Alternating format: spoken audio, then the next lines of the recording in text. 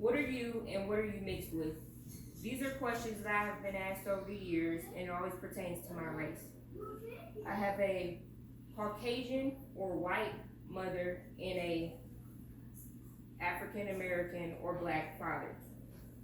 And I've always been judged either off of the way I look or always have been judged based off of people finding out about my parents' race.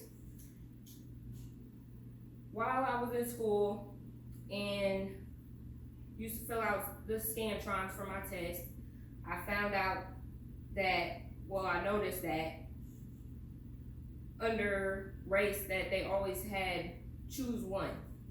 And then how do I choose whether I'm Caucasian or just African American? That's like choosing between my parents. I'm going to discuss the meaning of biracial, some of my experiences being biracial, and provide a little history on biracialism. According to the Merriam-Webster Dictionary, of relating to or involving members of two races and or having parents of two races is the definition of biracial. A few synonyms include mixed, multiracial, or interracial. Society's definition includes many different stereotypes, and I feel like a lot of them are always based off of how they expect you to look.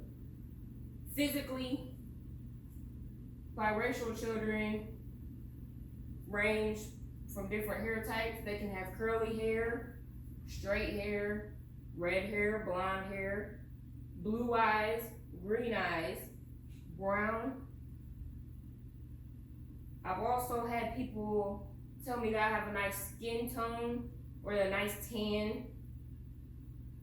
Also, people have commented on my freckles because it's like they're shocked that I even have them. I've also seen people comment on non-physical traits like different mannerisms.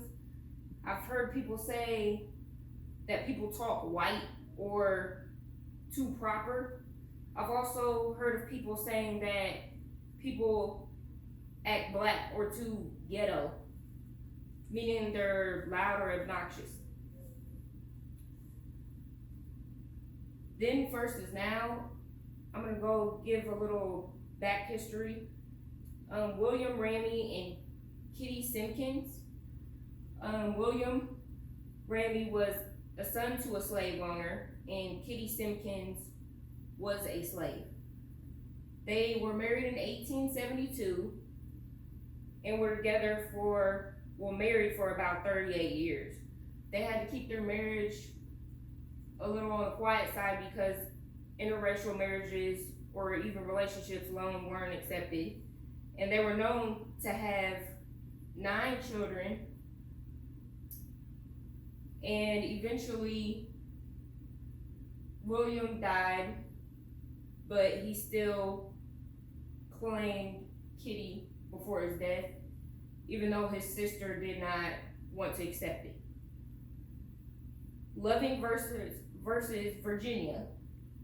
This was a case in 1967, where the Supreme Court determined the ban on interracial marriage unconstitutional. This is Mildred and Richard Loving. They were an interracial couple and they fought to be together and fought for interracial marriages and relationships. Mildred ended up pregnant and they decided to go to a different state and get married. And when they moved back to Virginia, it was illegal, so they were arrested and thrown in jail. So they fought to have the ban on interracial marriage dropped.